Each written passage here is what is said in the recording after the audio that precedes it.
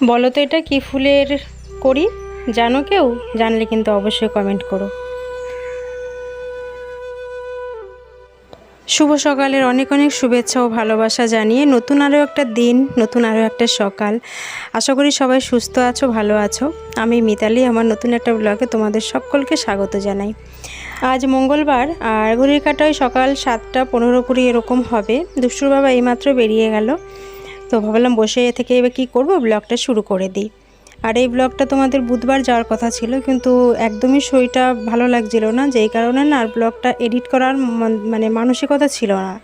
দুষ্টু এখনও ঘুমাচ্ছে, ও এখনও ওঠেনি, কারণ ওর বাবা আজকে ডাকেনি, সে কারণে ও ওঠেনি। তো ভাবলাম যে ব্রাশটা করে নিয়ে সকালে শুধু উঠোন ঝাড় দেওয়া আর ঘর মোছাই, এই দুটো কাজই হয়েছে, আর কোনো কাজ হয়নি। তো ভাবলাম যে ব্রাশটা করে নিই, তারপর আস্তে আস্তে ধীরে সুস্থে সংসারের সমস্ত কাজবাজে আর কি শুরু করব। যেহেতু এখন অনেকটাই সকাল, আর কি বলতো শরীরটাও খুব একটা ভালো যাচ্ছে না, সেই কারণে উঠতেও যেন ইচ্ছা করে না বিছানা ছেড়ে। তো চলো ব্রাশটা আগে করে নিই, তারপর তোমাদের সঙ্গে কথা বলছি।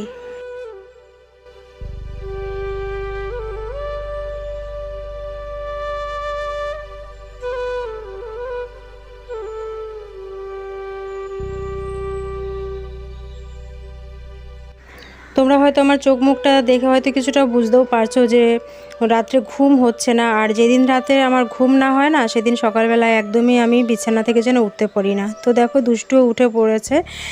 তো রাত্রেবেলায় ঘুম না হলে কি বলো তো, একদমই সকালবেলায় বিছানা থেকে উঠতে ইচ্ছা করে না, মনে হয় যেন আবারও গিয়ে শুয়ে পড়ি। আর যেহেতু দিনের বেলা একটু ঘুমাই না, সেই কারণে রাতের ঘুমটাও যদি ঠিকঠাক মতন না হয় না, তাহলে যেন সারাটা দিন একদম ঝিমাতে থাকি, কোনো কাজে এনার্জি পাই না এমন লাগে। তো সেই কারণে ব্লগটা না আর এডিট করতে পারিনি, তোমাদের সঙ্গে শেয়ারও করা হয়নি, তাই একটু দেরি হয়ে গেল। তো ব্রাশটা করে নিয়েছি, দুষ্টুকে বললাম বাবা তুই পেস্টে মাজন নিয়ে আয়, আর কি ব্রাশে করে মাজনটা নিয়ে আমি মাজিয়ে দিচ্ছি বাইরে। তো চলো ব্রাশ ট্রাশ দুজনে মিলে আর কি করে নিই, তারপরে তো সারাটা দিন এখনও বাকি রয়েছে।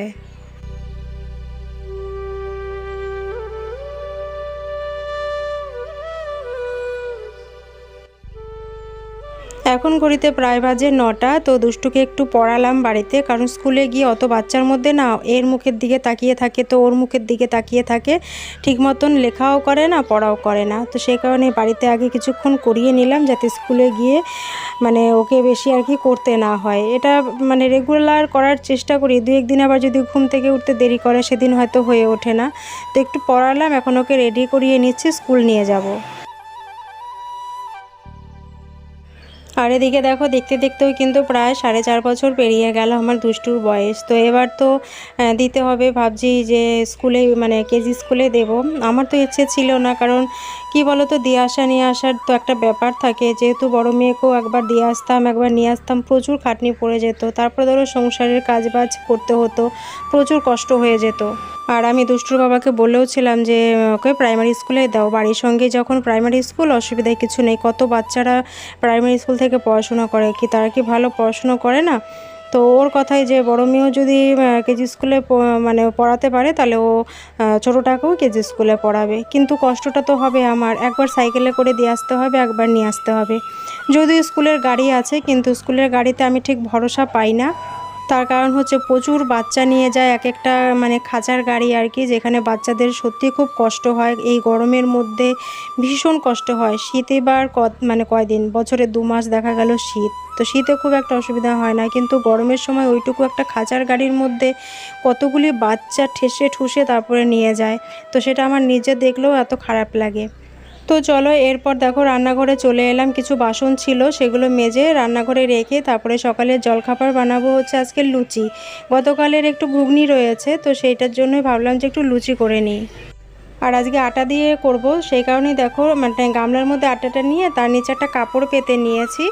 আর আটা মাখার সময় এই কাজটা তোমরা যারা আমার ব্লগটা দেখছো অবশ্যই করো, কারণ আটা মাখার সময় গামলাটা একটা কিছু কাপড়ের উপর নিয়ে তারপর আটাটা মাখবে, না হলে কী হয় বলো তো, গামলাটায় যখন আমরা আটা মাখি তখন গামলাটার নিচটা দেখবে ঘষে ঘষে গামলাটার তলা অনেক সময় ক্ষয় হয়ে যায়, যেটা নাকি সংসারের জন্য অমঙ্গল।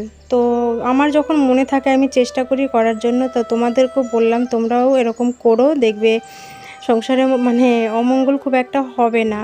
তো বিশ্বাস রেখেই আমি আর কি করি। তোমাদের যদি বিশ্বাস হয় তোমরাও করতে পারো। তো দেখো এখানে আমি গরম গরম আটা দিয়ে লুচি করে নিচ্ছি। আর আজকে ময়দা একদম ঘরে মানে বাড়ন্ত, সেই কারণে আর কি আটা ছিল, আটা দিয়ে আর কি করে নিচ্ছি। তো আটার মানে লুচি কী বলো তো খুব একটা করা হয় না, ময়দা দিয়েই করি। কিন্তু আজকে যেহেতু আটা দিয়েই করছি, আটার লুচিটা না সত্যি খুব নরম হয়েছিল আর এত ভালো লেগেছিল কি আর বলবো তোমাদের। আর আমি যখন লুচি করি তখন তো ময়দা দিয়েই করি, কারণ দুষ্টুর বাবা না আবার এই আটা দিয়ে লুচি খেতে ভালোবাসে না, ও আবার ময়দা দিয়ে খেতে ভালোবাসে। তো আজকে যেহেতু সকালে আমরাই খাবো আর কি, মেয়েরাই খাবো, তো সেই কারণেই ভাবলাম যে গরম গরম আটা দিয়ে কয়েকটা লুচি করে নিই। তো কালকের ঘুগনি ছিল সেটা একটু গরম করে নিলাম। তো চলো ঝটাপট খেয়ে নিই।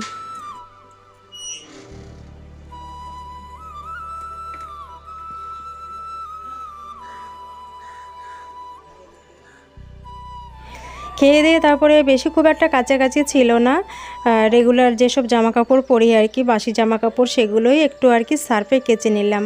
আর যেহেতু রেগুলারই সার্ফে কাচা হয় জামাকাপড়, তো খুব একটা নোংরাও হয় না, অল্প একটু সার্ফ দিলেই কিন্তু জামাকাপড় বেশ ভালো পরিষ্কার হয়ে যায়।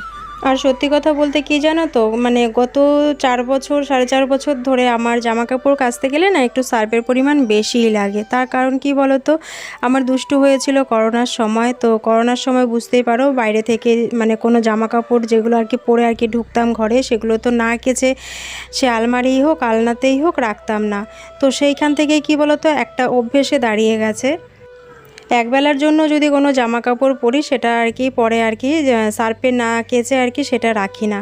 আর সেই কারণেই আমার এখন যেন সার্ফের পরিমাণটা দিনের দিন যেন বেড়েই যাচ্ছে। আর এই নিয়ে হয়তো দুষ্টুর বাবা কোনদিন বলেও দেবে যে এত সার্ফ আনি, এত সার্ফ কিসে লাগে।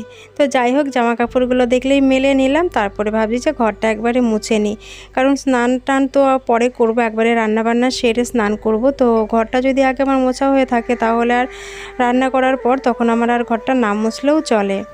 আর গতকাল কিছু জামা কাপড় কেচেছিলাম, সেগুলো দেখো বারান্দায় দড়িতে রয়েছে, এগুলো যদিও শুকিয়ে গেছে, তো এগুলোও ভাঁজ করে নিয়ে রাখতে হবে। আর ঘরেও কিছু আলনাতে জামা কাপড় রয়েছে যেগুলো এখনও ভাঁজ করা হয়নি, সেগুলোও ভাঁজ করে গুছিয়ে রাখতে হবে। আর ঘরের কাজকর্মগুলো যদি একটু মানে চিন্তা ভাবনা করে বা স্টেপ বাই স্টেপ যদি কাজগুলো করি তাহলে দেখবে কিন্তু কাজগুলো খুব তাড়াতাড়ি হয়ে যায়, সময়ও বেশি লাগে না। না হলে কী হয় বলতো, একটা টেনশন থাকে যে এই কাজগুলো জমে রয়েছে, এই কাজগুলো আমি কখন করব। প্রত্যেক দিনের কাজগুলো একই রকম হলেও তো প্রত্যেক দিন আর একই রকম কাজ তো তোমাদের সঙ্গে শেয়ার করলে সেটা তো তোমাদের ভালো লাগবে না, তাই না? তো ঘুম থেকে ওঠার পর আগে ভাবি যে আজকে কোন কাজটার পর কোন কাজটা করব, আর কোনগুলো তোমাদের সঙ্গে শেয়ার করব যেগুলো হয়তো দেখলে তোমরা বোর হবে না বা আমারও বোর লাগবে না তোমাদের দেখাতে। তো সেইটাও একটা বড় একটা চিন্তা যে তোমাদের সঙ্গে রোজ রোজ কী শেয়ার করব।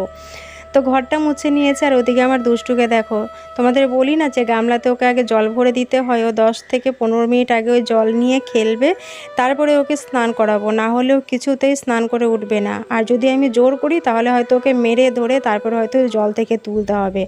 ওর সময় মতন ও 10-15 মিনিট খেলবে, তারপরে ও জল থেকে উঠবে। তো ওকে স্নানটা করিয়ে নিয়ে ওকে জামা টামা পরিয়ে দিলাম, তারপরে আসলাম ফ্রিজে যে কি রান্না করব আজকে। সবজি তো ফ্রিজে অনেক কিছুই আছে, তো আজকে লতিটা করব না, লতিটা কালকে করব।